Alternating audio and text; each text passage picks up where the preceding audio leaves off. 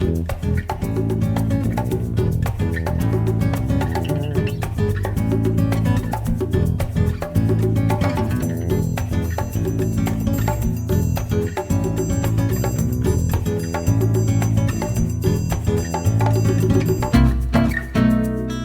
Newsletter TV, the Quilters community, is brought to you by Husqvarna Viking, keeping the world sewing for over 140 years.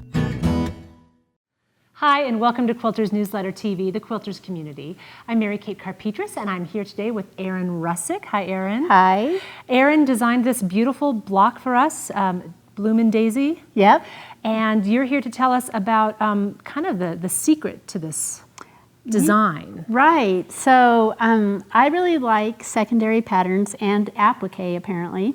And so I wanted to design a block where I could get a really nice secondary pattern.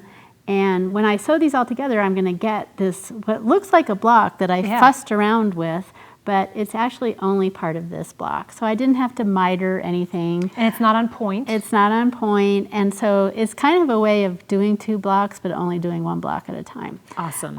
So I really like this. And the thing I'm going to show you how to do is how to achieve this trapezoid shape by using a template and your ruler and rotary cutting them. Okay. Sometimes people get a little upset when they see templates and they think that's going to be hard, and it's not hard at all. Okay. And also, I think this technique also works like if you had a specialty stripe, like instead of going this way like I did it, but it went like this, sometimes those are really weird shapes, and you can incorporate those in your quilt in the same way.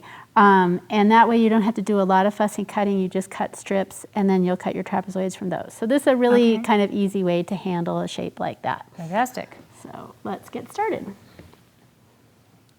Pull this over. Okay, so the first thing I'm going to do is make my template. So I've already traced out my template, and I'm going to use my rotary cutter and my ruler to cut it out. So I'm going to turn my ruler over. This is one of those those rulers that has like the sandpaper stuff on the back. So there is a wrong side to this ruler.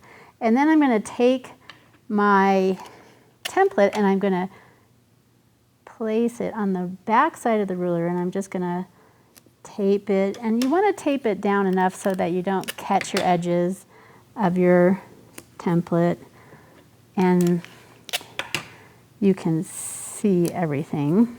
So I just put a few pieces of tape on here. That'll be fine.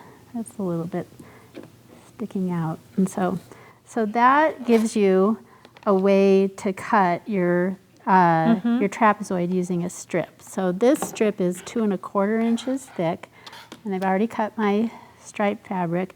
And another thing I found with doing this technique is it's a good idea to, for keeping everything straight, you want to line up the bottom edge of your strip with one of the lines on the cutting mat. Okay. It just keeps things neat and moving along. And then when you're ready to cut your trapezoids, you just line this bottom edge of your template that's on the back of your ruler up with the edge of the fabric, and you just cut. And there you have one trapezoid. And then to do it again, you can sometimes you can just keep going, or sometimes you have to realign. You just do the same thing on the other side. So if you were making a whole bunch of these blocks, it would be a really easy way to get a lot of them really fast. Absolutely. Sort of like a strip pacing cheat. So There's nothing cheating about it. yeah, it's really fun. And then when you're ready to sew, here we're going to just pin. Oh, sorry. Yeah, so in order to make your center, I've taken my square of fabric and I've lightly pressed it in both directions.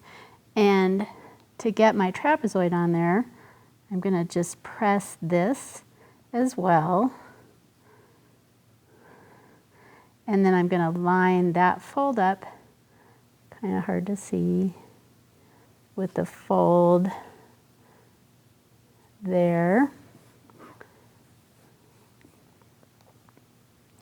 and just pin it. And I'll pin through the center first, and then through each of these edges. And then I just take it over to my sewing machine and sew it. Okay.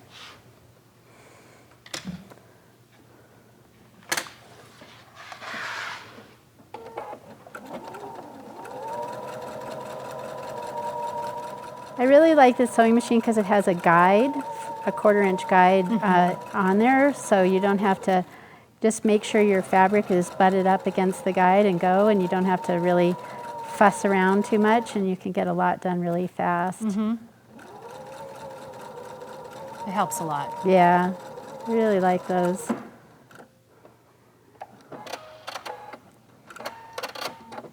And then to finish that off, you just want to set your seam and press it open.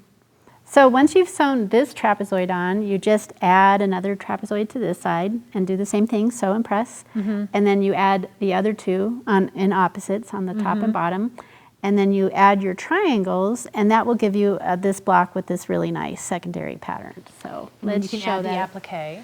Right, let me show that again. So we have these blocks and just one block. Now, of course, I changed the color of the appliques in each one, but you get this looks like a really fancy, hard to do block, and it wasn't hard to do at all, and it's not really even a block. And as I said before, it looks like it's on point, which is something that, you know, it's not hard, but it requires a little extra math, perhaps, or Right. don't even have to worry about it with this. Don't have to. Yeah. So it's really lovely. And so then you add your applique after you've constructed the basic block. Right. Now which you've done here. And yeah, notice looking a little dimensional here. Yeah, not really sewn down yet. No. That is a kind of true confession. Sometimes it's often part of my design process to actually work everything out in the fabric before I start sewing. So I was happy with these colors, so I would sew this down, but sometimes I just glue things down just to see how I'm liking them. And then once I like it, then I'll applique it down. And you can applique it down with whichever method. You can machine it or hand, which is what I do.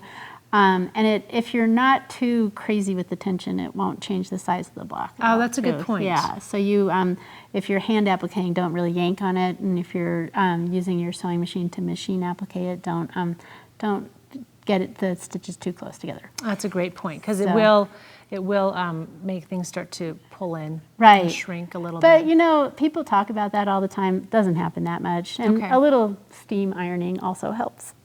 So, which is what I do. That's a pro tip, definitely. Yes, definitely. So anyway. Well, it's beautiful, and you've very generously offered to make this a free download. This is your original design, but you're letting us offer this to people as a free download. Thank you for that. You're I'm welcome. sure it'll be very popular. So be sure to visit quiltersnewsletter.com and go to our free block section where you can find this download available. Thank you so much for bringing this to us today. You're welcome. Thank you for joining us, and we look forward to seeing you next time. Take care. Bye-bye.